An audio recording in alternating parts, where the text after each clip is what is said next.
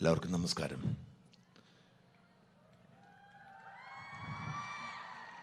ഇറങ്ങി പോടാന്ന് ഉദ്ദേശിച്ചാണോ അതോ കൊള്ളാമെന്ന് ഉദ്ദേശിച്ചാണോ പിടികിട്ടിയിട്ടില്ല. ഇന്നത്തേക്ക് ഭാഷയെല്ലാം മാറിയത് കാരണം പണ്ടൊക്കെ ഞങ്ങളുടെ കാലത്ത് പൊളി എന്ന് പറഞ്ഞാൽ ഭയങ്കര മോശം എന്നായിരുന്നു. ഇപ്പോൾ പിള്ളേർക്ക് പൊളി എന്ന് പറഞ്ഞാൽ സൂപ്പർ എന്നാണ്. അതുകൊണ്ട് ഇപ്പോൾ കൂവിയത് നിൻ്റെ ശബ്ദം കേൾക്കണ്ട, ഇറങ്ങി പോടാ എന്ന് ഉദ്ദേശിച്ചാണോ എന്നൊരു സംശയം വന്നു കേട്ടോ ആദ്യമേ. എനിവേ, മുഖ്യ പ്രഭാഷണം എന്ന് പറഞ്ഞപ്പോൾ നിങ്ങൾക്കുണ്ടായിരുന്നു ഞെട്ടലാന്ന് എനിക്കറിയാം. കാരണം ഇതുവരെ കേട്ടതൊക്കെ പിന്നെ എന്തായിരുന്നു എന്നൊരു ചോദ്യം നിങ്ങൾക്കുണ്ടാവും. ഇതുവരെ കേട്ടതൊന്നും മുഖ്യപ്രഭാഷണം അല്ലെങ്കിൽ പിന്നെ ഇനി വരാൻ പോകുന്ന മുഖ്യപ്രഭാഷണം കൊടുക്കുക സഹിക്കണമല്ലോ എന്നുള്ളൊരു ആശങ്ക നിങ്ങൾക്കുണ്ടാവുമെന്ന് പേടിയുണ്ട്. അതുകൊണ്ട് പേടിക്കേണ്ട, മുഖ്യപ്രഭാഷണമൊന്നുമില്ല, വളരെ കുറച്ചേ സംസാരിക്കാൻ ആഗ്രഹിക്കുന്നുള്ളൂ. ഒന്ന്, സാധാരണഗതിക്ക് ഞാൻ ഏതെങ്കിലും ഒരു പരിപാടിയിൽ പങ്കെടുക്കാൻ പോകുമ്പം നമുക്കൊരു വിഷയം കാണും. അപ്പോൾ ആ വിഷയത്തെക്കുറിച്ച് സംസാരിക്കുന്നവരെ ഒന്ന് ശ്രദ്ധിക്കുക. അവരെന്തൊക്കെയാണ് പറയുന്നത് അതിനോടൊന്ന് കൂടിച്ചേരുക അല്ലെങ്കിൽ ഒന്ന് വിയോജിക്കുക. ഇതിപ്പം ഒരു വിഷയമില്ല, ഇത് ഇരിക്കുമ്പോൾ പോലും മലയാളി സംഗമം എന്നാണ് പറയുന്നത്. എനിക്ക് തോന്നുന്നു എല്ലാവരും മലയാളികളല്ലെന്നും തോന്നുന്നു. കണ്ടിട്ട് അങ്ങനെ ഒരു സംശയം. എന്തെങ്കിലും ആവട്ടെ, എനിക്ക് വളരെ സന്തോഷമുണ്ട് ഈ മഹാരാഷ്ട്രയിൽ ഇത്രയധികം ആളുകൾ ഒരുമിച്ച് കൂടി ഇങ്ങനെ മലയാളത്തെക്കുറിച്ച് സംസാരിക്കുക എന്നുള്ള ആഗ്രഹത്തിലിരിക്കുന്ന അച്ഛൻ. പണ്ഡിതനായ എനിക്ക് മുമ്പ് സംസാരിച്ച അച്ഛനൊരു ഭാഷയിലൊരു തിരുത്തം തന്നു. അത്തരത്തിൽ ഒരുപാട് തിരുത്തലുകൾ നമുക്ക് ഭാഷയിലും ജീവിതത്തിലൊക്കെ വരുത്തണം. ഞാൻ ഇടയ്ക്ക് കിട്ടുമ്പോഴൊക്കെ തിരുത്താൻ ശ്രമിക്കാറുണ്ട്, പക്ഷെ തെറ്റും വരുത്താറുണ്ട്. കാരണം നമ്മളെ പഠിപ്പിച്ചുകൊണ്ടിരുന്നപ്പോൾ നമ്മുടെ സ്കൂളിലൊന്നും നമ്മുടെ അധ്യാപകന്മാർ എല്ലാം കൂടെ ഒരാളായിരിക്കുമല്ലോ പഠിപ്പിക്കുന്നത്. ഇംഗ്ലീഷും മലയാളവും സയൻസും ഫിസിക്സും ഒക്കെ ഒരുമിച്ച് ഒരാളായിരിക്കും പഠിപ്പിക്കുന്നത്. അതുകൊണ്ട് തന്നെ അവർക്ക് വലിയ നിശ്ചയമൊന്നുമില്ലായിരുന്നു. പക്ഷേ ഞാൻ കുറച്ചൊക്കെ, എന്നോട് പലരും ചോദിക്കുക എന്തുകൊണ്ടാണ് കുറച്ചൊക്കെ ഭേദപ്പെട്ട മലയാളം പറഞ്ഞത്. അതിന് കാരണം ഞങ്ങളുടെ നാട്ടിലൊരു ആൻ്റണി സാർ എന്ന് പറഞ്ഞൊരു സാറുണ്ടായിരുന്നു. ഞാൻ UP സ്കൂളിൽ പഠിച്ചപ്പോൾ രാമേന്ദ്രൻ സാറുണ്ടായിരുന്നു, പിന്നെ ഒരു ആൻ്റണി സാർ. രണ്ടുപേരും നമ്മൾ ഉച്ചാരണത്തിൽ വളരെയധികം ശ്രദ്ധിക്കുകയും തെറ്റിച്ചാൽ ഞുള്ളു തരുകയും ചെയ്യുമായിരുന്നു. അങ്ങനെ ഞുള്ളു കിട്ടിയവരൊക്കെയാണ് കുറച്ച്, അച്ഛനെ ഞുള്ളു കിട്ടിയിട്ടുണ്ടെന്ന് തോന്നുന്നു, കുറച്ച് നന്നായി സംസാരിക്കുന്നത്. പറഞ്ഞിട്ട് കാര്യമില്ല, ഇത് മതി. ഭാഷയുടെ പ്രധാനപ്പെട്ട ലക്ഷ്യം എന്താണ്? കമ്മ്യൂണിക്കേറ്റ് ചെയ്യുക എന്നുള്ളതാണ്. അതുകൊണ്ടാണ് ഞാൻ ഇന്നലെ ഇവിടെ ഈ മറാത്തിയും ഹിന്ദിയൊക്കെ ഉള്ള പിള്ളേരോട് ഞാൻ ഇംഗ്ലീഷിൽ സംസാരിച്ചത്. ഇന്നലെ ഇവിടെ ഒരു പരിപാടി എനിക്ക് കിട്ടിയായിരുന്നു കേട്ടോ, ഒരു ഗസ്റ്റായിട്ട്. അപ്പം അതുകൊണ്ട് ഭാഷയെക്കുറിച്ച് അധികം വിഷമിക്കേണ്ട കാര്യമില്ല. കാരണം കമ്മ്യൂണിക്കേറ്റ് ചെയ്യുക എന്നതാണ് ഭാഷയുടെ ലക്ഷ്യം. നമ്മൾക്ക് പരസ്പരം കമ്മ്യൂണിക്കേറ്റ് ചെയ്യാൻ പറ്റി. എത്ര നമ്മളിപ്പം ഞാനിവിടെ വരുമ്പോൾ സംസാരിക്കുന്ന ആളുകളോടൊക്കെ കാണുമ്പോൾ ഇവരൊക്കെ ദീർഘകാലമായി കരാടും പൂനെയിലൊക്കെ താമസിച്ചാലും ഇവർ പരസ്പരം സംസാരിക്കുന്ന മലയാളത്തിലാണ്. അവർക്കറിയാം അവരുടെ മലയാളം അവരുടെ മറാത്തിയേക്കാൾ മോശമാണെന്ന്. പക്ഷെ എങ്കിൽ പോലും മലയാളത്തിൽ സംസാരിക്കുന്ന അതാണ് മാതൃഭാഷ എന്ന് നമ്മൾ വിളിക്കാൻ കാര്യം. അതുകൊണ്ട് വലിയ വേവലാതിപ്പെടേണ്ട കാര്യമൊന്നുമില്ല. പിന്നെ ഈ സംസാരത്തിൻ്റെ ഇടയിൽ മറുനാടൻ, ഉദ്ദേശിച്ച മറുനാടനല്ല, എനിക്കിത് പിതാവാണെന്ന് തോന്നുന്നു പറഞ്ഞു, ഉദ്ദേശിച്ച മറുനാടനല്ല എന്ന് പറയും. യഥാർത്ഥത്തിൽ ഈ പത്രം, ഞങ്ങൾ ഈ ഓൺലൈൻ പോർട്ടൽ മറുനാടൻ മലയാളി എന്ന് പേരിടാൻ കാരണം ഇത് തന്നെയാണ്. ഞാൻ ഉദ്ദേശിച്ചിരുന്നത് കേരളത്തിന് പുറത്തുള്ള മലയാളികൾക്ക് വേണ്ടി, അതായത് മറുനാടൻ മലയാളികൾക്ക് വേണ്ടിയുള്ള ഒരു പോർട്ടൽ എന്ന നിലയിലാണ്. 17 വർഷം മുമ്പാണ്, 2017 UK-യിലായിരുന്നപ്പോഴാണ് ബ്രിട്ടീഷ് മലയാളി എന്ന പേരിൽ ഒരു പോർട്ടൽ ആദ്യം തുടങ്ങുന്നത്. അതിൻ്റെ ഉദ്ദേശം ബ്രിട്ടനിൽ താമസിക്കുന്ന മലയാളികൾക്ക് ബ്രിട്ടനിലെ വിവരങ്ങൾ കൂടി ഉൾപ്പെടുന്ന വാർത്തകൾ കിട്ടുക എന്നുള്ളതായിരുന്നു. അത് വിജയിച്ചപ്പോൾ ഞാൻ ഫുൾ ടൈം ഒരു പണി തുടങ്ങിയതല്ല, ഞാനൊരു ബേസിക്കലി ജേർണലിസ്റ്റാണ്. ആ ജേർണലിസത്തിൻ്റെ തുടർച്ചയായാണ് എൻ്റെ ഭാര്യയോടൊപ്പം എനിക്ക് UK പോകേണ്ടി വന്നത്. അപ്പം അവിടെ ചെന്നപ്പം ജേർണലിസം മറന്നു പോകാതിരിക്കും, ഒരു ഫാക്ടറിയിൽ അവിടെ പണിയെടുത്തിരുന്നത്. അപ്പോൾ ഒരു ജേർണലിസം മറന്നു പോകാതിരിക്കാൻ വേണ്ടിയിട്ട് ഞാൻ തുടങ്ങിയതാണ് ഈ ബ്രിട്ടീഷ് മലയാളി.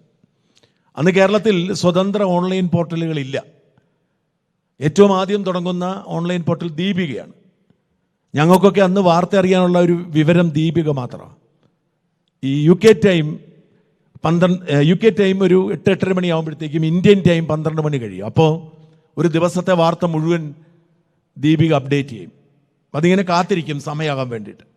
അതിനൊരു ഗുണമുണ്ടായിരുന്നു. എന്താ വെച്ചാൽ ഈ പ്രാദേശിക വാർത്ത, നമ്മുടെ ഈ പത്രത്തിൽ വരുന്ന വാർത്തകൾ പിറ്റേ ദിവസമാണല്ലോ നമ്മൾ അറിയുന്നത്. TV-യിലൊന്നും എല്ലാവർക്കും ഒന്നും TV ഇല്ല. TV-യിൽ ഇതുപോലെ വാർത്തകൾ, പ്രത്യേകിച്ച് പ്രാദേശിക വാർത്ത വരത്തില്ല. അപ്പോൾ ഈ ഓൺലൈൻ എഡിഷൻ ദീപിക വരുമ്പോൾ പ്രാദേശിക വാർത്തകൾ അപ്ഡേറ്റ് ചെയ്യും. പലപ്പോഴും നാട്ടുംപുറത്ത് നടക്കുന്ന കാര്യങ്ങളൊക്കെ നമ്മൾ നാട്ടിലേക്ക് വിളിച്ച് ചോദിക്കുമ്പോഴായിരിക്കും പലരും അറിയുന്നത്. കാരണം പിറ്റേ ദിവസം പത്രം വന്നാൽ മാത്രമേ ഇവിടെ ഉള്ളവരറിയൂ. അതാണ് ഈ ഓൺലൈൻ പത്രത്തിൻ്റെ ഒരു സാധ്യത മനസ്സിലാവുന്നത്. അതാണ് പിന്നീട് ബ്രിട്ടീഷ് മലയാളം എന്ന പേരിൽ ഒരു പോർട്ടൽ തുടങ്ങുന്നു. എങ്കിൽ പിന്നെ ബ്രിട്ടീഷ് മലയാളി സക്സസ് ആയപ്പോൾ വളരെയധികം പെട്ടെന്ന് തന്നെ അത് ജനങ്ങൾ വായിക്കുന്ന ഒരു പത്രമായി മാറി. അപ്പം അങ്ങനെയാണെങ്കിൽ ലോകത്തെല്ലായിടത്തുമുള്ള മലയാളികൾക്ക് വേണ്ടി, കേരളത്തിന് പുറത്തുള്ള മലയാളികൾക്ക് വേണ്ടി ഒരു പോർട്ടൽ തുടങ്ങിക്കൂടെ എന്ന് ചിന്തിച്ച്, അന്ന് അവിടെ ഇവിടെയൊക്കെ ആളുകൾ ഓരോ പേരുകൾ, പ്രവാസി മലയാളി, ഗ്ലോബൽ മലയാളി എന്നൊക്കെ പല പേരുകളിൽ ഓരോന്ന് ചെറുതായിട്ട് തുടങ്ങി വരുന്നുണ്ടെങ്കിൽ ഒന്നുമില്ല. അങ്ങനെ ഞാൻ അന്ന് വളരെ യശസ്വരീനായ ഒരു BRP ഭാസ്കർ എന്ന് പറയും, വലിയ പ്രമുഖനായ മാധ്യമ പ്രവർത്തകനാണ്. അദ്ദേഹത്തെ വന്ന് കണ്ടപ്പോൾ അദ്ദേഹമാണ് ഈ മറുനാടൻ മലയാളി എന്ന് പേരിട്ട് വന്നത്. 2008 തുടങ്ങിയതാണ്. ഏതാണ്ട് 17 വർഷമായി തുടങ്ങി. ആ പോർട്ടലിൻ്റെ തുടർച്ചയാണ് പിന്നെ മറുനാടൻ മലയാളം എന്ന ചാനലും ഒക്കെ വന്നത്. പക്ഷേ ഏതാണ്ട് 2012 വരെ, 2008 മുതൽ 2012 വരെ പല പരീക്ഷണങ്ങൾ നടത്തി നോക്കിയെങ്കിലും മനസ്സിലായി ബ്രിട്ടീഷ് മലയാളി വിജയിച്ചതുപോലെ മറുനാടൻ മലയാളി വിജയിക്കില്ല എന്ന്. അതിൻ്റെ കാരണം അതാണ് ഇവിടെ ഞാൻ ഊന്നി പറയാൻ ആഗ്രഹിക്കുന്നത്. ഓരോ ദേശത്തെയും മലയാളിയുടെ സംസ്കാരവും സ്വഭാവവും വ്യത്യസ്തമാണ്. ഇപ്പോൾ പൂനെയിൽ താമസിക്കുന്ന മലയാളിയുടെ ആവശ്യങ്ങളും പ്രശ്നങ്ങളും അല്ല മുംബൈയിലുള്ള മലയാളിക്ക്. അപ്പോൾ പിന്നെ പ്രത്യേകിച്ച് ബാംഗ്ലൂരിലെ മലയാളിയുടെ കാര്യം പറയേണ്ട കാര്യമില്ല. തൊഴിൽപരമായ ഒരുപാട് മാറ്റമുണ്ട്, സാംസ്കാരികമായ മാറ്റമുണ്ട്, ജീവിത രീതിയുടെ പ്രശ്നങ്ങളുണ്ട്. അപ്പോൾ ഓരോ മലയാളിയുടെയും താല്പര്യങ്ങൾ വ്യത്യസ്തമാകുമ്പോൾ അതറിയാവുന്നവർക്ക് മാത്രമേ വിജയിക്കാൻ കഴിയൂ ഞാൻ തിരിച്ചറിഞ്ഞു. എനിക്ക് ബ്രിട്ടീഷ് മലയാളി വിജയിപ്പിക്കാൻ കഴിഞ്ഞത് ഞാൻ ബ്രിട്ടനിൽ ജീവിച്ചതുകൊണ്ടാണ്. ഉദാഹരണത്തിന് കേരളത്തിലെ വാർത്ത എല്ലാം ബ്രിട്ടീഷുകാർക്ക്, മലയാളികൾക്കറിയാം. ഓൺലൈൻ പത്രത്തിൽ മനോരമയോ ദീപികയോ ഒക്കെ കണ്ടാൽ മതി. UK വാർത്ത മലയാളികൾ എങ്ങനെ അറിയും? കാരണം അവിടെ നമ്മുടെ എല്ലാ വീടുകളിലും പത്രം ഇടുന്ന പരിപാടിയില്ല. പത്രം കടയിൽ പോയി മേടിക്കണം. മലയാളികൾ എന്തായാലും വീട്ടിൽ കൊണ്ടിട്ടാൽ പോലും മേടിക്കാൻ മടിയുള്ള ആ സമയത്ത് വീട്ടിൽ കടയിൽ പോയി പത്രം മേടിക്കില്ല. അപ്പം മലയാളികൾക്ക് ആ നാട്ടിൽ നടക്കുന്ന കാര്യങ്ങൾ അറിയാൻ സാഹചര്യമില്ലെന്ന് ഞാൻ തിരിച്ചറിഞ്ഞത് ഞാൻ ജോലി ചെയ്തുകൊണ്ടിരുന്നൊരു ഫാക്ടറിയിൽ, ഞാൻ വലിയ കോൾഡ് സ്റ്റോറിൽ, ഞങ്ങളുടെ ഒരു വലിയ മാനുഫാക്ചറിങ് കമ്പനിയുടെ ഫുഡ് പ്രോഡക്റ്റ് എല്ലാം കൂടെ സ്റ്റോർ ചെയ്യുന്ന ഒരു കോൾഡ് സ്റ്റോറുണ്ട്. അത് -1 അങ്ങനെയൊക്കെയാണ് എൻ്റെ താപനില, വലിയ ഉടുപ്പൊക്കെ ഇട്ടാൽ. അപ്പോൾ അവിടേക്ക് മാനേജർമാരും വരത്തില്ല, കാരണം തണുപ്പാണല്ലോ. അപ്പോൾ ഞങ്ങളൊക്കെ തന്നെയാണ് മാനേജർമാർ. അപ്പോൾ ഞങ്ങൾ ഇടയ്ക്കിടയ്ക്ക് ക്യാൻറ്റീനിൽ പോയിരിക്കും. ഇഷ്ടംപോലെ സമയം കിട്ടും, ബ്രേക്ക് ടൈം ഒന്നും പറയത്തില്ല. അവർക്ക് മാനേജർമാർ വരാത്ത കാരണം പരാതിപ്പെടത്തില്ല. അപ്പോൾ അവിടെ കിടക്കുന്ന പത്രങ്ങൾ, ഇംഗ്ലീഷ് പത്രങ്ങൾ, അത് ടെലിഗ്രാഫ് ആണെങ്കിലും ഗാർഡിയൻ ആണെങ്കിലും ഡെയിലി മെയിൽ, അങ്ങനെ പത്രങ്ങളൊക്കെ തുടർച്ചയായിട്ട് വായിക്കാൻ തുടങ്ങി. മുമ്പോട്ട് പോയപ്പോഴാണ് എനിക്കൊരു കാര്യം മനസ്സിലായത്. നമ്മൾ അറിയേണ്ട ഒരുപാട് സംഭവങ്ങൾ നമ്മൾ അറിയുന്നില്ല. ഉദാഹരണത്തിന് വേസ്റ്റ് ബിൻ, ഇവിടൊക്കെ ആയി വരുന്നുണ്ട്. ഇപ്പം വേസ്റ്റ് ബിന്നുകൾ പലതരത്തിൽ നമ്മൾ തിരിച്ചു വയ്ക്കണം. അതൊക്കെ ഏകദേശം ഒരു ധാരണയുണ്ട്. പക്ഷേ ഇടയ്ക്ക് നിയമം അപ്ഡേറ്റ് ചെയ്യും. ഈ ബിൻ ഉയർന്നിരുന്നാൽ പോലും അവരെടുത്തുകൊണ്ട് പോകത്തില്ല, നിറച്ചിച്ചിരി പൊങ്ങിയിരുന്നാൽ പോലും ഇടുക. പക്ഷെ എത്ര പേർക്ക് അറിയാം? അങ്ങനെ UK ജീവിക്കുന്ന മലയാളികളെ അവരുടെ ജീവിതത്തെ ബാധിക്കുന്ന വിഷയങ്ങളിലേക്ക് കടന്ന് വാർത്തകൾ കൊടുക്കാൻ തുടങ്ങി.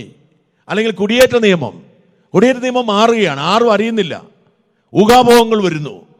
അപ്പം ഇത്തരം കാര്യങ്ങളിൽ ലോക്കലൈസ് ചെയ്തുകൊണ്ട് തുടങ്ങി ബ്രിട്ടീഷ് മലയാളി പെട്ടെന്ന് സക്സസ് ആയി.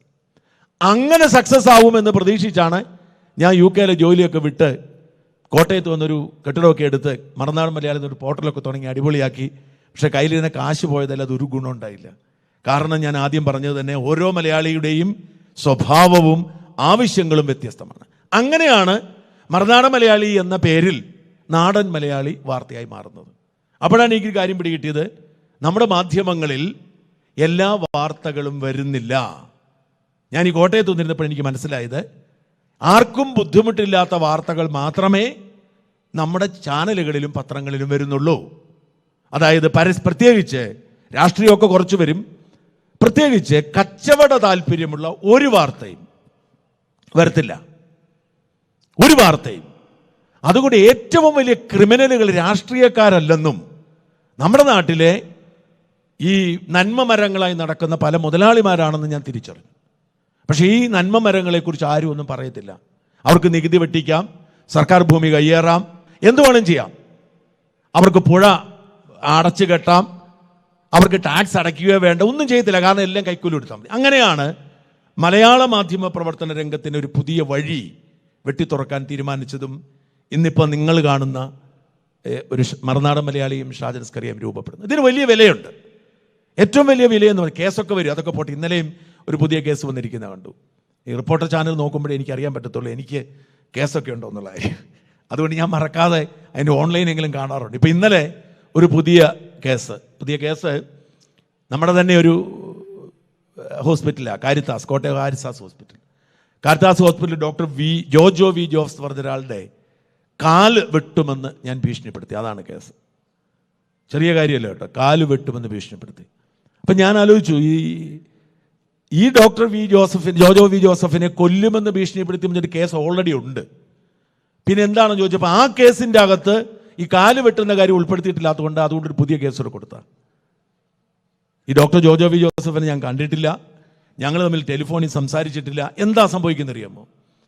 ഈ അടുത്ത കാലത്ത് ആശുപത്രികളിലെ നഴ്സുമാർക്കെതിരെയും ഡോക്ടർമാർക്കെതിരെയൊക്കെ ആക്രമണമുണ്ട്. നമുക്കറിയാം, കൊട്ടാരക്കരയിൽ ഒരു ഡോക്ടർ കൊല്ലപ്പെട്ടു. വളരെ സങ്കടകരമാണ്. അപ്പോൾ ആശുപത്രി ജീവനക്കാരെ സംരക്ഷിക്കാൻ പുതിയൊരു നിയമം കൊണ്ടുവന്നു. നമ്മുടെ രാജ്യത്തിൻ്റെ ഒരു കുഴപ്പം, ഏത് നിയമം എന്ത് ലക്ഷ്യത്തിന് വേണ്ടി കൊണ്ടുവന്നാലും തൽപര കക്ഷികൾ അത് ദുരുപയോഗിക്കും. ഇപ്പൊ സംഭവിച്ചിരിക്കുന്നത് അതാണ്. ആശുപത്രി സംരക്ഷണ നിയമം അനുസരിച്ച് ഡോക്ടർമാരെയോ ആശുപത്രി ജീവനക്കാരെയോ ഭീഷണിപ്പെടുത്തിയാൽ പോലും ജാമ്യമില്ല വകുപ്പാണ്. പണ്ടെന്ന് പറഞ്ഞാൽ എന്തും ചെയ്യാമായിരുന്നു. അപ്പോൾ ഈ നിയമത്തിൻ്റെ പഴുത് ഉപയോഗിച്ചുകൊണ്ട് കേസ് കൊടുക്കുന്നു. ഇത് പലരും ചോദിക്കും, ഇത് കള്ളക്കേസൊക്കെ എങ്ങനെ കൊടുക്കുന്നതെന്ന്. അത് പറ്റും. എങ്ങനെയാണെന്ന് വെച്ചാൽ, ഇപ്പം ഞാൻ ഈ ആശുപത്രി നിയമത്തിൽ വ്യക്തമായിട്ട് എഴുതിയിട്ടുണ്ട്, ഈ ഭീഷണിപ്പെടുത്തലോ അല്ലെങ്കിൽ കാല് വെട്ടാൻ ശ്രമിക്കുന്നതൊക്കെ ആശുപത്രി പ്രെമിസിസിലാവണമെന്നുണ്ട്. അപ്പം ഞാൻ ആശുപത്രി പോയിട്ടില്ല എന്ന് തെളിയിച്ചാൽ തന്നെ കേസ് നിൽക്കത്തില്ല. ഇനി ഫോണിൽ വിളിച്ചു ഞാൻ ഭീഷണിപ്പെടുത്തുമെന്ന് വെച്ചോളൂ, എങ്കിലും ആശുപത്രി നിയമം നിലനിൽക്കില്ല. പക്ഷേ ഈ നിലനിൽക്കുമോ ഇല്ലയോ എന്നുള്ളതല്ല, എനിക്കെതിരെ ചുമത്തപ്പെട്ടിരിക്കുന്ന അനേകം കേസുകളിൽ ഒന്നിൽ എന്നെ ശിക്ഷിച്ചാൽ എനിക്ക് കിട്ടുന്ന ശിക്ഷ ജീവപര്യന്തമാണ്. അവർക്ക് പോലും ജീവപര്യന്തം കിട്ടിയില്ല. ഈ ദിലീപിൻ്റെ കേസിലെ പ്രതികൾ, പൾസർ സുനിക്ക് പോലും ജീവപര്യന്തം കിട്ടിയില്ല. ഗോവിന്ദചാമിയുടെ ജീവപര്യന്തം കുറച്ചു കൊടുത്തു സുപ്രീം കോടതി. അതാണ് നമ്മുടെ നാട്ടിലെ പ്രശ്നം. എന്താന്ന് വെച്ചാൽ, ഒരു വകുപ്പ് ചുമത്തുക, ആ വകുപ്പിൽ പറയുന്നത് എന്താണ്, ഇവൻ ഇന്ന കുറ്റകൃത്യം ചെയ്തിട്ടുണ്ട് എന്ന് വകുപ്പിൽ പറഞ്ഞാൽ അറസ്റ്റ് ചെയ്യാം, ജയിലിലടയ്ക്കാം. പിന്നെ വിചാരണയും കുറ്റവിമുക്തിയൊക്കെ പിന്നീടല്ലേ, 10, 15, 20 വർഷം കഴിഞ്ഞല്ലേ. ഇതാണ് പ്രശ്നം. അതുകൊണ്ട് ആശുപത്രി പ്രമിസസിൽ വെച്ച് ഭീഷണിപ്പെടുത്തണമെന്നാണ് നിയമമെങ്കിലും കാല് വെട്ടുമെന്ന് പറഞ്ഞാൽ FIR ഇടും, പോലീസിന് കേസെടുക്കാം, വേണമെങ്കിൽ അറസ്റ്റ് ചെയ്ത് ജയിലിലടയ്ക്കാം. ആകെപ്പാടെ അവർക്കൊക്കെ ഒരു തടസ്സം ഈ കോടതിയാണ്. കാരണം ഈ കോടതി മനുഷ്യരൊക്കെ ആണെങ്കിൽ പോലും നല്ലൊരു വക്കീൽ എന്ന് കാര്യങ്ങൾ പറഞ്ഞ് ബോധ്യപ്പെടുത്തിയാൽ കോടതി ജാമ്യം തരും. അതാണ് ആകെപ്പാടെ തടസ്സം. ആ കോടതികൾ ഇല്ലായിരുന്നെങ്കിൽ, എല്ലാം പാർട്ടി കോടതി ആയിരുന്നെങ്കിൽ നിങ്ങൾക്ക് ഒരിക്കലും എന്നോട് ഇങ്ങനെ സംസാരിക്കാൻ പറ്റുമായിരുന്നില്ല. പണ്ടേ ഞാൻ ജയിലിലാകുമായിരുന്നു. നമ്മുടെ പാവം രാഹുൽ ഈശ്വർ എന്തൊക്കെയോ വിവരക്കേട് വിളിച്ചു പറഞ്ഞിട്ട് 10-16 ദിവസമായാലും ജയിലിൽ കിടന്നല്ലോ. അപ്പം അതുകൊണ്ട് ഈ കേസല്ല പ്രശ്നം. നമ്മളൊരു ദൗത്യത്തിൽ ഏറ്റെടുക്കും. ഞാനിപ്പം എനിക്ക് വളരെ സന്തോഷം തോന്നി പ്രൊവിൻഷ്യൽ അച്ഛൻ്റെ പ്രസംഗം കേട്ടപ്പം. കാരണം നിങ്ങൾക്കൊക്കെ അറിയാം, നമുക്കൊക്കെ അറിയാവുന്നതാണ് ടോമിച്ചായൻ കഴിഞ്ഞു പോയ പ്രതിസന്ധികളും.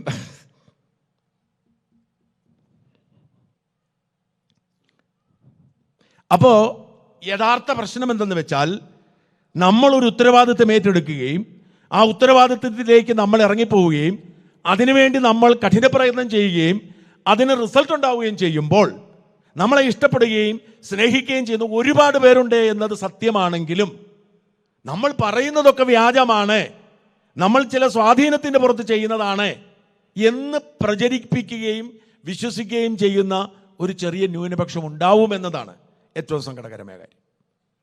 അതാണ് ഇതിൻ്റെ ഏറ്റവും വലിയ പ്രതിസന്ധി. ഞാനിന്നിപ്പം ഈ കാലുവെട്ടിയ വാർത്തയുടെ, റിപ്പോർട്ടർ ചാനലിൽ വന്ന വാർത്തയുടെ കമൻറ്റ് വായിക്കുകയായിരുന്നു. കുറച്ച് പേരങ്ങ് വിശ്വസിക്കുകയാണ്. നുണ പറയുന്നു, വർഗീയത പറയുന്നു, വ്യാജം പറയുന്നു. എന്തുകൊണ്ടാണ് അവർക്ക് തോന്നുന്നത്? അവർക്ക് സത്യം കേട്ട് പരിചയമില്ല. നമ്മുടെ സമൂഹത്തിന് കുഴപ്പം ഇതാണ്. ഒരാൾക്ക് സത്യം എന്തെന്ന് അറിയാതിരിക്കുമ്പോൾ അവൻ നിരന്തരം കേൾക്കുന്നത് നുണയാകുമ്പോൾ നുണ സത്യമാവുകയും സത്യം പറയുന്നവൻ നുണയാവുകയും ചെയ്യുന്നു എന്നതാണ് നമ്മുടെ കാലഘട്ടത്തിൻ്റെ ഏറ്റവും വലിയ പ്രശ്നം. അപ്പം ചിലപ്പോഴെങ്കിലും നമുക്ക് തോന്നും, ആർക്ക് വേണ്ടി? എന്നെ സംബന്ധിച്ചിടത്തോളം എനിക്കിനി ജീവിക്കാനാണെങ്കിൽ അധ്വാനിച്ച്, ഞാൻ ഈ പണിക്ക് ഇറങ്ങുന്നതിന് മുമ്പ് ഏതാണ്ട് 8-10 വർഷം ഇംഗ്ലണ്ടിൽ പോയി പണിയെടുത്ത്, ഞാൻ പണിയെടുക്കുമെന്ന് പറഞ്ഞവരാരും നിങ്ങൾക്ക് ആർക്കും ചിന്തിക്കാൻ വയ്യാത്തോളം ഞാൻ ജോലി എടുത്തിട്ട് ഞാൻ മാസത്തിൽ ഒരു ദിവസം ഓഫ് എടുക്കുള്ളായിരുന്നു. ഒരു ദിവസം 12 മണിക്കൂർ ഞാൻ ഡ്യൂട്ടി ചെയ്യുമായിരുന്നു. അങ്ങനെ 12 മണിക്കൂർ വെച്ച് മാസത്തിൽ ഒരു ദിവസം ഓഫ് എടുത്ത് ആവശ്യത്തിന് ജീവിക്കാനും, അതായത് ഭാവിയിൽ എനിക്കും എൻ്റെ മക്കൾക്കും ജീവിക്കാനുള്ള അത്രയും സ്വത്തൊക്കെ ഉണ്ടാക്കിയെടുത്തിട്ടാണ് ഞാൻ ഈ പണിക്കിറങ്ങിയത്. അപ്പം വാസ്തവത്തിൽ ജീവിക്കാനാണെങ്കിൽ ഇപ്പോഴും അങ്ങ് നിർത്തിയാൽ മതി. ഇങ്ങനെ കേസിൻ്റെ ഒരു തലവേദന മാത്രമേ കാണത്തുള്ളൂ. പക്ഷേ ഞാൻ മനസ്സിലാക്കുന്നത്, നമ്മൾ ഓരോ വ്യക്തിക്കും, നമ്മൾ ഈ മനുഷ്യനെന്ന നിലയിൽ നമ്മൾ ജനിക്കുമ്പോൾ നമുക്ക് വെറുതെ ജീവിച്ചു പോകാം, കുഴപ്പമില്ല. ഓരോരുത്തർക്കും വളരെ ഇമ്മീഡിയറ്റ് ആയിട്ട് തിരിച്ചറിയാൻ കഴിയുന്ന ഒരു ദൗത്യമുണ്ട്, ഒരു ലക്ഷ്യമുണ്ട്. ഇപ്പം ഒരാൾ അച്ഛനാവാനായിരിക്കും, മെത്രാനാവാനാവാം. അങ്ങനെ അവർ ആ വഴിക്ക് പോകുന്നു. രാജേഷ് അച്ഛൻ തിരിച്ചറിഞ്ഞിരിക്കുന്നു. പോസ്റ്റ് ഗ്രാജുവേഷൻ കഴിഞ്ഞിട്ടാണ് രാജേഷ് അച്ഛൻ സന്യാസത്തിലേക്ക് വരുന്നത്. ഞാൻ അച്ഛൻ്റെ അടുത്ത് പോയി. എനിക്കൊന്നും ഒരിക്കലും ചിന്തിക്കാൻ പോലും പറ്റത്തില്ല. തമിഴ്നാട്ടിലെ ചെങ്കോട്ട, തെങ്കാശി ഭാഗങ്ങളിലുള്ള ഗ്രാമങ്ങളിലൂടെ അലഞ്ഞു തിരിഞ്ഞ് നടക്കുന്ന, നമ്മളൊക്കെ നിരന്തരം കാണുന്ന അലഞ്ഞു തിരിഞ്ഞ് നടക്കുന്ന, കുളിക്കാത്ത, നനയ്ക്കാത്ത, ഭ്രാന്ത് പിടിച്ച മനുഷ്യരെ പോയി തപ്പിപ്പിടിച്ചിട്ട് അവരെ എടുത്ത് അവരെ സ്നേഹത്തോടെ ചേർത്ത് പിടിച്ച് അവരെ കുളിപ്പിച്ച് അവരുടെ മലമൂത്ര വിസർജ്യമുള്ള വസ്ത്രങ്ങളെല്ലാം മാറ്റി അവരെയും വൃത്തിയുള്ള മനുഷ്യരാക്കി എടുത്തുകൊണ്ട് മരുന്നും ചികിത്സയും കൊടുത്ത് ജീവിപ്പിക്കുക. അവരെ മതം മാറ്റാനല്ല അത് ചെയ്യുന്നത്. എനിക്ക് തോന്നുന്നില്ല രാജേഷ് അച്ഛൻ്റെ ആശ്രമത്തിൽ താമസിക്കുന്നവരാരെങ്കിലും മതം മാറി ക്രിസ്ത്യാനികളായിട്ടുണ്ടെന്ന്. അവരതുവഴി ഈ അച്ഛൻ പ്രാക്ടീസ് ചെയ്യുന്ന ക്രിസ്ത്യാനിറ്റിയെ തിരിച്ചറിയുകയും ഇതാണ് യഥാർത്ഥ ക്രിസ്ത്യാനി എന്ന് മനസ്സിലാക്കുകയും ചെയ്യുമ്പോൾ അവർക്കുണ്ടാകുന്ന മനം മാറ്റമാണ് യഥാർത്ഥ മിഷനറി പ്രവർത്തനം. അല്ലാതെ നാളെ കൂടി പിടിച്ചിട്ട് നീ ഹിന്ദു മതം കൊള്ളത്തില്ല, മുസ്ലിം മതം കൊള്ളത്തില്ല, ക്രിസ്ത്യാനിയെന്ന് പറയുന്നതല്ല. ലോകമെമ്പാടും പോയി യേശുക്രിസ്തുവിന്റെ സുവിശേഷം പ്രസംഗിക്കൂ എന്ന് പറയുകയും ശിഷ്യന്മാർ അത് ഏറ്റെടുക്കുകയും ചെയ്തത്, ഞാൻ വിശ്വസിക്കുന്നത്, ലോകമെമ്പാടും പോയി മനുഷ്യരെ പിടിച്ച് ക്രിസ്ത്യാനിയാക്കാനല്ല. ഒരാൾ ക്രിസ്ത്യാനി ആയതുകൊണ്ട് അവൻ നല്ല മനുഷ്യനാവുന്നില്ലെങ്കിൽ എന്താ കാര്യം? തിരുപ്പട്ടം കെട്ടി അച്ഛന്മാരെ എറണാകുളം തെരുവിലിറങ്ങി തെറി വിളിക്കും നമ്മൾ കാണുന്ന. വല്ല കാര്യമുണ്ടോ? യഥാർത്ഥ ക്രിസ്ത്യാനിറ്റി എന്ന് പറയുന്നത് എന്താണ്? ഒരുത്തന്റെ കണ്ണീരൊപ്പാൻ കഴിയണം. നമുക്ക് ചെയ്യാൻ എനിക്ക് പറ്റില്ല. ഞാൻ രാജേഷിൻ്റെ അടുത്ത്, അച്ഛൻ്റെ അടുത്ത് പലതവണ പോയിട്ടുണ്ട്. എനിക്ക് പറ്റത്തില്ല. ആകപ്പാടെ എനിക്ക് പറ്റുന്നത് എൻ്റെ അധ്വാനത്തിൻ്റെ ഫലത്തിൽ നിന്നും അല്പം അച്ഛന് കൊടുക്കുക, അതുള്ളവരോട് കൊടുക്കാൻ പറയുക. അപ്പൊ അങ്ങനെ നമുക്കൊക്കെ ജീവിതത്തിൽ ഞാൻ വിശ്വസിക്കുന്നത്, എല്ലാ മനുഷ്യർക്കും ചില പ്രാഥമിക കടമകളുണ്ട്. ചിലരുടെ ഉത്തരവാദിത്തം എന്തെങ്കിലും ഒരു ജോലി ചെയ്ത് മര്യാദയ്ക്ക് കുടുംബം നോക്കി ജീവിക്കുക എന്നുള്ള ഭൂരിപക്ഷം പേരുടെ ഉത്തരവാദിത്തം അതാ. ഏൽപ്പിച്ചിരിക്കുന്ന ജോലി പക്ഷെ വൃത്തിയായിട്ട് ചെയ്യണം. നേഴ്സാണെങ്കിൽ ആത്മാർത്ഥതയോടെ കെയർ ചെയ്യണം. ഇനി മേസ്ത്രി പണി ചെയ്യുന്നവനാണെങ്കിൽ, മേയ്ക്കാട് പണി ചെയ്യുന്നവനാണെങ്കിൽ അത് സത്യസന്ധമായി ചെയ്യണം. അതിനകത്ത് മായം ചേർക്കരുത്. അതാണ് നമ്മുടെ ഏറ്റവും പ്രാഥമികമായ ഉത്തരവാദിത്വം ജീവിതത്തിൽ. പഠിക്കുന്ന കുട്ടികളോട് ഞാൻ പറയും. പിന്നെ ഞാൻ അവിടെ ഭക്ഷണം കഴിച്ചപ്പം ഒരു ഫാമിലി എന്നോട് ചെറിയ പരാതി, തമാശ രൂപയാണ്, കുട്ടിയുടെ മുമ്പ് വെച്ച് പരാതിപ്പെട്ടു. ഇവള് ഇപ്പോൾ ഒന്നും അനുസരിക്കുന്നില്ല. കൊച്ചിന് എത്ര വയസ്സായി? 18 വയസ്സ്. ഞാൻ പറഞ്ഞു, അയ്യോ, ഇത് 18 വയസ്സിൽ കൊച്ചെല്ലാം അനുസരിച്ചാലാണ് കുഴപ്പം. 14-15 വയസ്സ് മുതൽ 10-22 വയസ്സ് വരെ പിള്ളേർ അനുസരിക്കുന്നുണ്ടെങ്കിൽ കുഴപ്പമാണ്. ആ പിള്ളേരെന്തോ അടിച്ചമർത്തി വെച്ചിരിക്കുകയാണ്. അവരനുസരിക്കാതിരിക്കണം, അവർ റിബല്യൻ ആവണം, അവർ ബഹളം വയ്ക്കണം, അവർ അപ്പനോടും അമ്മയോടും വഴക്കുണ്ടാക്കണം. അതാണ് അവരുടെ ആ സമയത്ത് ചെയ്യേണ്ട പ്രവൃത്തി. ഇത് ചെയ്യുമ്പോൾ എൻ്റെ പിള്ളേർ ഇത് അനുസരിക്കുന്നില്ല, അപ്പം ശപിക്കാൻ പോകരുത്. പിള്ളേരെ അത് ഉൾക്കൊള്ളുന്ന രീതിയിൽ മനസ്സിലാക്കി അവരുടെ കൂടെ നിൽക്കണം, ശരിയാവും. ഇതുപോലെയാണ് നമ്മുടെ ജീവിതത്തിലെ ഓരോ ഉത്തരവാദിത്തങ്ങളും നമ്മൾ നിറവേറ്റുമ്പോഴും ചിലരെ ദൈവം തിരഞ്ഞെടുത്തിട്ടുണ്ട്. നിങ്ങളുടെ കുടുംബം നോക്കുന്നതിലും ജോലി ചെയ്യുന്നതിനും ഒക്കെ അപ്പുറത്ത് ഈ ലോകത്തിന് വേണ്ടി നിങ്ങൾ ചെയ്തു തീർക്കേണ്ട ചില ഉത്തരവാദിത്തങ്ങളുണ്ട്. അതെല്ലായിടത്തും ഉണ്ടാവും. TN ശേഷൻ എന്ന് പറയുന്ന ഒരു മനുഷ്യൻ ജനിക്കുന്നത് വരെ ഇന്ത്യയിലെ തെരഞ്ഞെടുപ്പ് സംവിധാനം എങ്ങനെയായിരുന്നു? ഒരൊറ്റ തെരഞ്ഞെടുപ്പ് കമ്മീഷൻ, അയാൾ തിരിച്ചറിഞ്ഞ അയാളുടെ ശക്തി, അയാൾ ഒരുപാട് മാറ്റങ്ങൾ വരുത്തി. അങ്ങനെ ഒരുപാട് മനുഷ്യൻ. രാജേഷ് അച്ഛൻ്റെ കാര്യം പറഞ്ഞ അങ്ങനെയാണ്, ടോമി അച്ഛൻ്റെ കാര്യം ഇങ്ങനെയാണ്. ഓരോരുത്തരും ആ കടന്നു പോകുന്ന പാതകളും അതിൻ്റെ യാതനകളും വ്യത്യസ്തമായിരിക്കും. അവർ അതിനുവേണ്ടി സ്പെൻഡ് ചെയ്യുന്ന സമയവും അതിൻ്റെ ഒരു മാനസികാവസ്ഥ വ്യത്യസ്തമായിരിക്കും. പക്ഷേ അത് ചെയ്യാതിരുന്നാൽ നമ്മുടെ ധർമ്മം പൂർത്തിയാവാതെ പോകും. ഞാൻ ബഹുമാനപ്പെട്ട അരുമച്ചാടത്ത് പിതാവിനോട് സംസാരിച്ചപ്പോൾ ഞാൻ പറഞ്ഞു, ഞങ്ങൾ ഇന്നലെ സംസാരിച്ചപ്പോൾ ഞാൻ പറഞ്ഞു, നമ്മുടെ സഭാ സംവിധാനത്തിൻ്റെ അകത്തുള്ള പല കാര്യങ്ങളിലും കുറച്ചുകൂടി സ്ട്രിക്റ്റ് ആവണം. ഉദാഹരണത്തിന് ഈ വൈദികരുമായി ബന്ധപ്പെട്ട ലൈംഗിക ആരോപണങ്ങൾ ഉണ്ടാവുമ്പോൾ അതിനൊരു പ്രോട്ടോകോൾ ഉണ്ടാക്കണം. പിതാവ് പറഞ്ഞു ഉണ്ട്.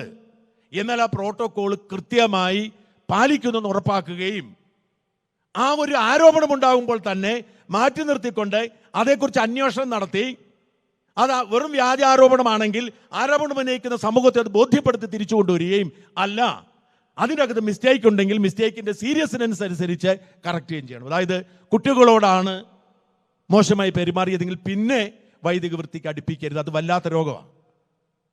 അല്ല, ഒരു മനുഷ്യൻ എന്ന നിലയിൽ പറ്റിയ ചില അബദ്ധങ്ങളാണെങ്കിൽ കറക്റ്റ് ചെയ്യുക. എവിടെയാണ് പാളിച്ച പറ്റുന്നത്? ഇത് പൊതിഞ്ഞു വെക്കാൻ ശ്രമിക്കുമ്പോൾ. ഇന്നത്തെ കാലത്ത് ഒന്നും പൊതിഞ്ഞു വെക്കാൻ കഴിയില്ല, ഒരു വാർത്തയും മൂടി വെക്കാൻ കഴിയില്ല. ഞാനൊക്കെ നേരിടുന്ന പ്രതിസന്ധി അതാ. എന്താണെന്നറിയാമോ? ഞങ്ങൾ ഈ പണിക്ക് ഇറങ്ങുമ്പോൾ എല്ലാ വാർത്തയും മൂടി വയ്ക്കായിരുന്നു. അതുകൊണ്ട് നമുക്ക് ധൈര്യമായിട്ട് വാർത്ത എഴുതായിരുന്നു. ഇന്നിപ്പോൾ എല്ലാവരും ഒരുമാതിരിപ്പെട്ട വാർത്ത കൊടുക്കാൻ തുടങ്ങി. സോഷ്യൽ മീഡിയ തന്നെ എല്ലാം കൊടുക്കും. അതുകൊണ്ട് നമുക്ക് വാർത്ത ഇല്ലാതാവും. നമ്മളെ മാത്രം തേടി വരുന്ന വാർത്തകൾ ഇല്ലാതാവും. കാരണം എല്ലാം ഓരോ വ്യക്തിയും ഓരോ വാർത്താ സ്ഥാപനമാണ്. ഫേസ്ബുക്കിൽ പേജ് ഇട്ടാൽ മതി, ഇഷ്ടംപോലെ യൂട്യൂബർമാരുണ്ട്, എടുത്തോളൂ. അതാണ് ഞാൻ പറഞ്ഞത്. ഇത്തരത്തിലുള്ള തിരുത്തലുകൾ വരുത്തേണ്ട ഉത്തരം. ഫ്രാൻസിസ് പാപ്പയെ ഓർക്കുക. എങ്ങനെയാണ് അദ്ദേഹം മാർപ്പാപ്പയായത്?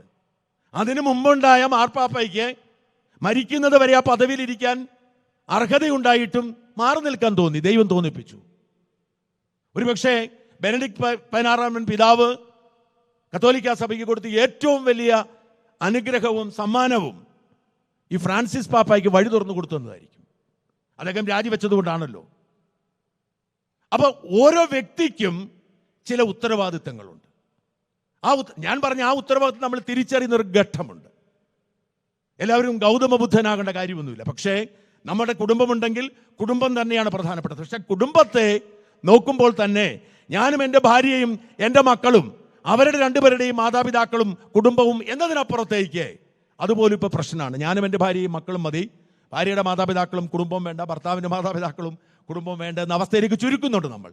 അതുകൂടി ഉൾക്കൊള്ളുന്നതിനപ്പുറത്തേക്ക് ഈ നാട്ടിലെ ഈ സമൂഹത്തിന് നമ്മളെ പഠിപ്പിച്ച, നമ്മളെ വളർത്തിയ, നമുക്ക് ജോലി നൽകിയ, നമുക്ക് പഠിപ്പിക്കാൻ, നമ്മളെ പ്രാർത്ഥിക്കാൻ പഠിപ്പിച്ച എല്ലാ സ്ഥാപനങ്ങളും, സ്കൂളാവട്ടെ, പള്ളിക്കൂടമാവട്ടെ, പള്ളിയാവട്ടെ, ഈ സമൂഹത്തോടുള്ള ഉത്തരവാദിത്വം കൂടി അല്പസമയം കൊടുത്ത് നമ്മൾ നിറവേറ്റുമ്പോഴാണ് നമ്മുടെ ജീവിതം അർത്ഥപൂർണ്ണമാകുന്നത്. അതുകൊണ്ട് മാത്രമാണ് ഇത്രയേറെ ഭീഷണികൾ ഉണ്ടായിട്ടും സമ്മർദ്ദങ്ങൾ ഉണ്ടായിട്ടും സങ്കടങ്ങൾ ഉണ്ടായിട്ടും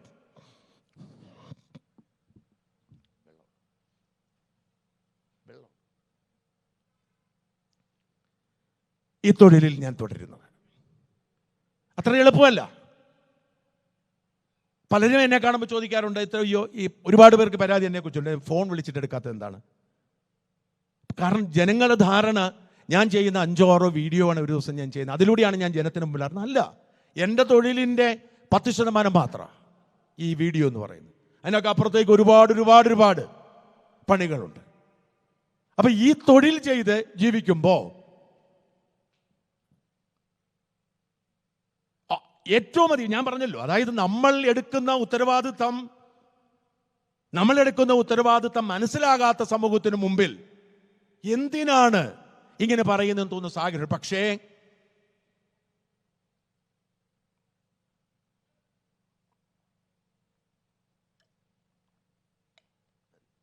വേഗം അവസാനിപ്പിക്കാം, സോറി.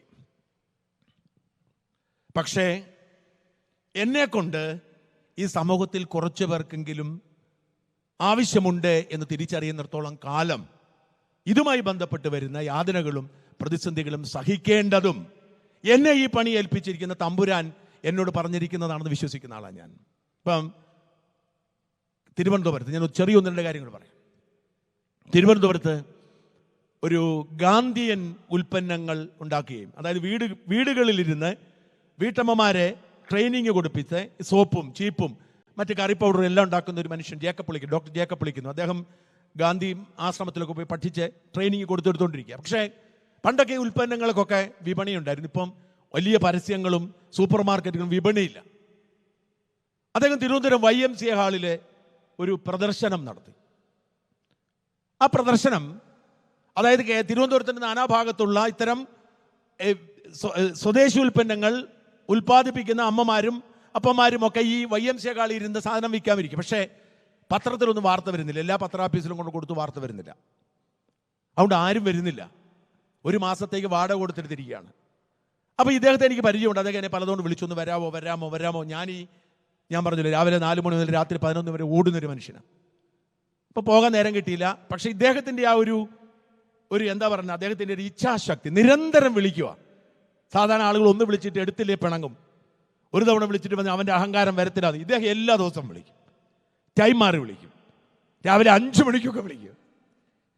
അങ്ങനെ ഈ ജേക്കബ് പുളിക്കൻ എന്നെ നിരന്തരം വിളിച്ചപ്പം നാണം കാരണം ഞാൻ ഉച്ചയ്ക്ക് ഒരു 1 മണിയായപ്പോൾ ഞാൻ അങ്ങോട്ട് വരാം എന്ന് പറഞ്ഞ് ഞാൻ ചെന്ന് അവിടെ നിന്നൊരു 7000 രൂപയുടെ സാധനങ്ങൾ ഞാൻ വാങ്ങി. എല്ലായിടത്തുനിന്നും കുറേ സാധനം വാങ്ങി. അവരുടെ കൂടെ ഭക്ഷണം കഴിച്ചു. അവിടെ ഈ ജാപ്പി എന്നൊക്കെ പറയുന്ന നാടൻ സാധനങ്ങൾ, ജാപ്പി, അതെല്ലാം കഴിച്ച് തിരിച്ചു പോന്നിട്ട് ഞാൻ അന്ന് വൈകുന്നേരം ചെറിയ വീഡിയോ, തിരുവനന്തപുരത്ത് ഇങ്ങനെ പരിപാടി നടക്കുന്നുണ്ട്, നല്ല ഭക്ഷണം ആഗ്രഹിക്കുന്നവരെ ചെല്ലണം, ഞാൻ തിരുവനന്തപുരംകാർ മാത്രം കാണുക എന്ന് പറഞ്ഞാണ് ടൈറ്റിൽ ഇട്ട് കൊടുത്തത്. ഞാനിതേക്കുറിച്ച് വിശദീകരിച്ചൊരു ചെറിയ വീഡിയോ ചെയ്തു. എനിക്കൊന്ന് വീഡിയോ അപ്ലോഡ് ചെയ്യുന്നൊരു 4-4:30 ആയപ്പോഴാണ്. പിറ്റേ ദിവസം അദ്ദേഹം എന്നെ വിളിച്ചിട്ട് പറഞ്ഞു, ഒരു 4:45 ആൾ വരാൻ തുടങ്ങി. എന്ന് വെച്ചാൽ അന്നും പിറ്റേ ദിവസമായിട്ട് അവിടെ കൊണ്ടുവന്ന മുഴുവൻ സാധനങ്ങൾ തീർന്നുപോയി. അപ്പോൾ അദ്ദേഹം വളരെ സന്തോഷത്തോടെ പറഞ്ഞു. അപ്പം ഞാൻ മനസ്സിലാക്കുന്നത് ദൈവം എന്നെ ഏൽപ്പിച്ചിരിക്കുന്ന ദൗത്യമാണിതെന്ന്. കാരണം 1 മാസത്തോളം ഈ സ്വദേശി ഉൽപ്പന്നങ്ങൾ വാങ്ങാൻ ആളില്ലാതിരുന്നു. 2 ദിവസം കൊണ്ട് 1.5 ദിവസം കൊണ്ട് അതെല്ലാം വിറ്റുപോയി എന്ന് പറയുമ്പോൾ ജനങ്ങൾ നിശബ്ദരായി എന്നെ ഇഷ്ടപ്പെടുകയും സ്നേഹിക്കുകയും ചെയ്യുന്നവരുണ്ടെന്നും ഞാൻ പറഞ്ഞതല്ല ശരിയാണെന്ന് കരുതി മനസ്സിലാക്കുകയും അത് ചെയ്യുമെന്നും തിരിച്ചറിയുമ്പോൾ ആ പാവപ്പെട്ട മനുഷ്യർക്ക് അതിനും ഗുണമുണ്ടാവുക. ഇതെനിക്ക് വേണമെങ്കിൽ സാമ്പത്തിക ലാഭത്തിനുവേണ്ടി ഉപയോഗിക്കും സ്വാധീനം. ഞാൻ വളരെ ശ്രദ്ധിച്ചാണ് ചെയ്യുന്നത്. കാരണം എൻ്റെ വാക്ക് വിശ്വസിക്കുന്ന ഒരു വലിയ സമൂഹം ഉള്ളപ്പോൾ എൻ്റെ ഒരു വാക്ക് തെറ്റിപ്പോയാൽ ആ ഉത്തരവാദിത്തമാണ് എന്നെ ഇങ്ങനെ നിലനിർത്താൻ സാധിക്കുന്നത്. ഒരുപാട് പേര്, നമ്മളറിയാത്ത ഒരുപാട് മനുഷ്യർ. ഞാൻ പല പ്രസംഗങ്ങളിൽ സൂചിപ്പിച്ചിട്ടുണ്ട്. തിരുവനന്തപുരത്ത് കൊല്ലം അതിർത്തിയിലെ ഒരു വാർത്ത പത്രങ്ങളിലേക്ക് വരികയാണ്. 11 വയസ്സുള്ള മകനെ അമ്മ പീഡിപ്പിച്ചു, അമ്മ ജയിലിലായി. ഇതാണ് വാർത്ത. എല്ലാ പത്രങ്ങളിലെയും എല്ലാം ഞങ്ങൾക്കും വന്നു, മറുനാടൻ്റെ ഓൺലൈൻ പോർട്ടലിലും വന്നു. ഞാൻ പിറ്റേ ദിവസം എൻ്റെ ശ്രദ്ധയപ്പെട്ട് ഏറ്റവും മോസ്റ്റ് റീഡ് ഏതാ നോക്കും. നമ്മൾ രാവിലെ വരുമ്പോൾ തലേ ദിവസത്തെ വാർത്ത ശരിയായി നേരം ഓൺലൈൻ പോർട്ടലിൽ മോസ്റ്റ് റീഡ് നോക്കും. ഇത് 11 വയസ്സുകാരനെ പീഡിപ്പിച്ച വാർത്ത. ഞാൻ നോക്കും, എല്ലാ പത്രത്തിലും ഉണ്ട്, എല്ലാ ചാനലിലും ഉണ്ട്. അതെങ്ങനെ ശരിയാവും? അപ്പൻ പെമ്മക്കളെ പീഡിപ്പിക്കും, അതിലത് വലിയ അത്ഭുതമൊന്നുമില്ല. പക്ഷെ അമ്മമാർ മക്കളെ പീഡിപ്പിക്കണമെങ്കിൽ അവിടെ 2 സാഹചര്യങ്ങൾ. ഒന്നെങ്കിൽ അവർക്ക് ഭ്രാന്തായിരിക്കണം, അല്ലെങ്കിൽ ലഹരിക്കടിമയായിരിക്കണം. അല്ലാത്ത ഒരമ്മയ്ക്കും ഒരു മകനെയോ പീഡിപ്പിക്കാൻ സാധിക്കത്തില്ല. അങ്ങനെ ഒരു ചരിത്രമില്ല. അങ്ങനെയുള്ള ചരിത്രമൊക്കെ പറയുന്നത് ലഹരിക്കടിമയായിരിക്കുന്ന, ഭ്രാന്തായിരിക്കുന്ന സാഹചര്യത്തിലുണ്ടാവാം. പക്ഷെ തിരിച്ച് അപ്പന്മാർ പെമ്മക്കളെ പീഡിപ്പിക്കുന്ന ഒരുപാടുണ്ട്. നമ്മുടെയൊക്കെ വീടുകളിൽ നമ്മളൊക്കെ രഹസ്യമാക്കി വെച്ചിരിക്കുന്ന ഏറ്റവും ഭയാനകമായി ഇത് പറഞ്ഞു കൂട്ടത്തിൽ പറഞ്ഞു പോവുകയാണ്. ഒന്ന്, പെമ്മക്കളോട് അപ്പന്മാർ അപമര്യാദയായി പെരുമാറുന്നതും. 2, ബന്ധുക്കളടക്കമുള്ളവർ ആൺകുട്ടികളെ ലൈംഗികമായി ദുരുപയോഗം ചെയ്യുന്നതാണ് നമ്മൾ ഇതുവരെ അഡ്രസ്സ് ചെയ്യാത്ത 2 വിഷയങ്ങൾ.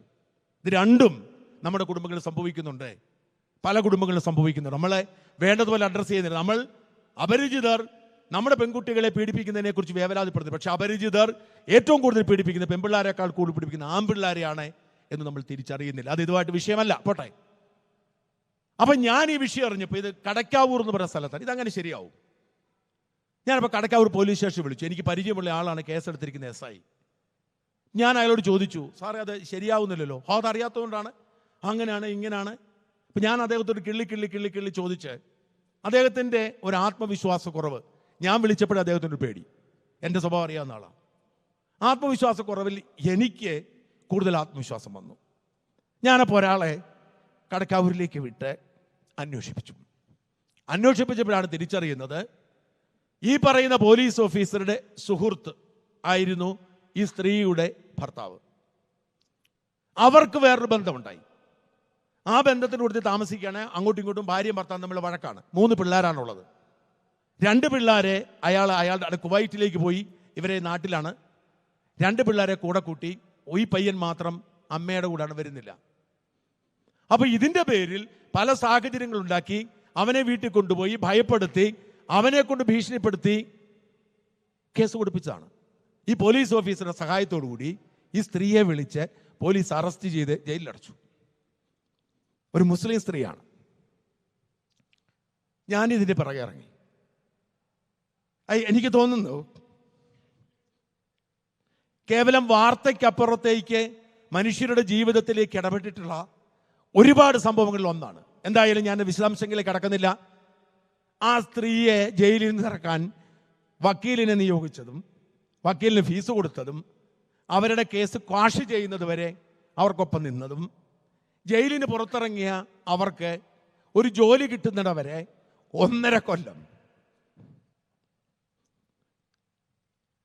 മാസം 10,000 രൂപ ഇത് കൊടുത്തു ഞങ്ങളാ.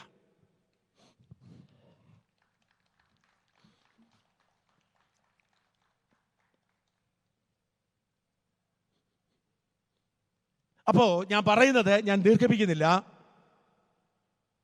നമ്മളൊക്കെ ഇപ്പൊ എന്നെ പലരും ഇഷ്ടപ്പെടുന്നതിന് പ്രധാനപ്പെട്ട കാരണം 2 ആണ്. ഒന്ന്, പിണറായിയെ ചീത്ത വിളിക്കുന്നത് കേൾക്കുമ്പോൾ ഒരു സുഖമുള്ള ഒരുപാട് പേരുണ്ട്, അതാണ് മെയിൻ കാരണം.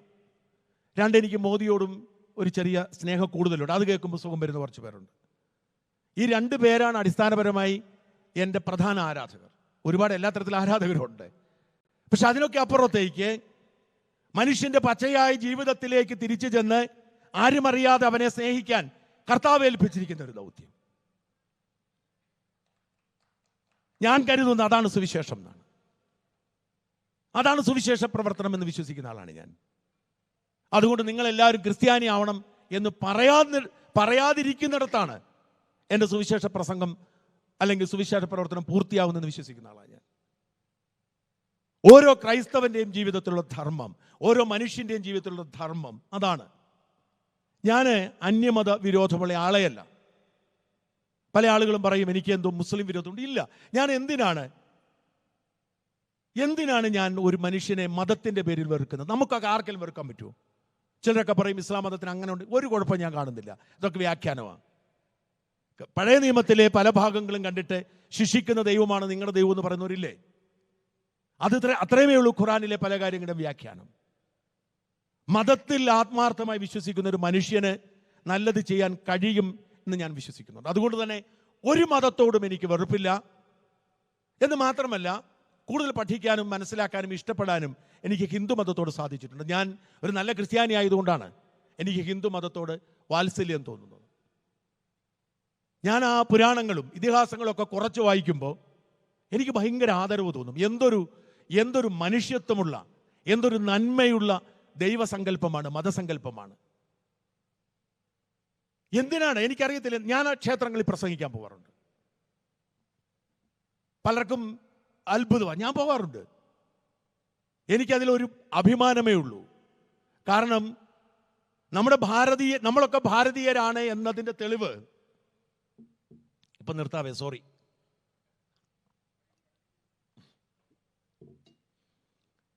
നമ്മളൊക്കെ ഭാരതീയരായിരിക്കുന്നത് അടിസ്ഥാനപരമായി ഹിന്ദുക്കൾ കൂടി ആയതുകൊണ്ടാണ്. ലോകത്ത് എവിടെയുണ്ട് ഇത്രയും എല്ലാ മതങ്ങളെയും ഇതുപോലെ വാരിപ്പുണരുന്ന ഒരു രാജ്യം? ഇപ്പൊ പാശ്ചാത്യ രാജ്യങ്ങൾ, അവരൊക്കെ ക്രൈസ്തവ രാജ്യങ്ങളാണ്. രാജാവ് സത്യപ്രതിജ്ഞ ചെയ്യുമ്പോൾ ഹിന്ദുവായിരിക്കുന്ന പ്രധാനമന്ത്രി ബ്രിട്ടനിൽ ബൈബിൾ വായിക്കണം. എല്ലായിടും അതെ, ക്രൈസ്തവ രാജ്യങ്ങളാണ്. ബാക്കി ഇസ്ലാമിക രാജ്യങ്ങളായിട്ട് നമ്മൾ പറയേണ്ടല്ല. പക്ഷെ ഭാരതത്തിലോ അങ്ങനെ വല്ലതും ഉണ്ടോ? വടക്കു കിഴക്കൻ സംസ്ഥാനങ്ങളിൽ മുഖ്യമന്ത്രി സത്യപ്രതിജ്ഞ ചെയ്യുമ്പോൾ ബൈബിൾ വായിക്കും, ഹല്ലേലൂയ ചൊല്ലും. ഇന്ത്യയിലാന്ന് ഓർക്കണം. അപ്പൊ ഈ മഹത്തായ രാജ്യത്തിന്റെ പ്രത്യേകത ഇത് ഹിന്ദു രാഷ്ട്രമായതുകൊണ്ടാണ്. ഇവിടെ വിശ്വാസം, ഈ ഡോമിനന്റ് മതം ഹിന്ദു മതമായതുകൊണ്ടാണ് ഇങ്ങനെ ആകാൻ പറ്റുന്നത്. അപ്പൊ അത് നമ്മൾ ദുരുപയോഗിക്കരുതേ, അധിക്ഷേപിക്കരുതേ എന്നതിൻ്റെ ഒരു സന്ദേശം കൂടിയാണ് ഞാൻ പലപ്പോഴും ക്ഷേത്രങ്ങളിൽ പോകുമ്പോഴും ക്ഷേത്രങ്ങളോട് ചേർന്ന് നിൽക്കുമ്പോഴും എനിക്ക് അനുഭവം. ഒരു ക്ഷേത്രത്തിൽ പോയി നോക്കുക, അവിടെ മതമില്ല. ക്ഷേത്രവിശ്വാസത്തിന് മതമില്ല, മതത്തിന്റെ അതിർവരമ്പുകളില്ല. നിങ്ങൾക്കൊരു അമ്പലത്തിൽ പോയി യേശു ക്രിസ്തുവോട് പ്രാർത്ഥിക്കാം. അതാണ് ക്ഷേത്ര സങ്കല്പം. ഇത് നമ്മൾ തിരിച്ചറിയുന്നത്. നമ്മൾ മലയാളികളുടെ ഒരു പ്രത്യേകത, നമ്മൾ പലപ്പോഴും മതം യഥാർത്ഥത്തിൽ തിരിച്ചറിയുന്നില്ല. ഇനിവേ ഞാൻ അതിലേക്കും കടക്കുന്നില്ല, ഇങ്ങനെ വായി വിളിച്ചു പോകുന്നു. ഞാൻ ദീർഘിപ്പിക്കുന്നില്ല, ഞാൻ ഇത്ര പറയുന്നുള്ളൂ. ഒരേ ഒരു സന്ദേശം മാത്രമേ എന്നെ കേൾക്കുന്നവരോട് എനിക്ക് തരാനുള്ള ആളിങ്ങനെ കൊഴിഞ്ഞു പോയിക്കൊണ്ടിരിക്കുകയാണ്. അതുകൊണ്ട് ഞാൻ ദീർഘിപ്പിക്കുന്നില്ല. ആകെ ഒരു പ്രതീക്ഷ മലയാളികളായിരിക്കത്തില്ല പോയെന്നുള്ളതാണ്. എന്തായാലും ആവട്ടെ, ഓരോരുത്തർക്കും ഓരോ ദൗത്യമുണ്ട്. 2 ദൗത്യമുണ്ട്. ഒന്ന് ഇമ്മീഡിയറ്റ് ദൗത്യം, നമ്മുടെ കുടുംബം, മക്കള്, ജോലി, നമ്മുടെ ആ ഇമ്മീഡിയറ്റ് ദൗത്യം അത് ഭംഗിയായി ചെയ്യുക, അതെല്ലാവരും പരമാവധി ശ്രമിക്കുക. രണ്ടാമത് നമുക്കൊരു ലോങ് ടേം ദൗത്യമുണ്ട്. അത് ഓരോരുത്തരും തിരിച്ചറിയുക. ആർക്കെങ്കിലും എന്തെങ്കിലും ഉണ്ടാവും.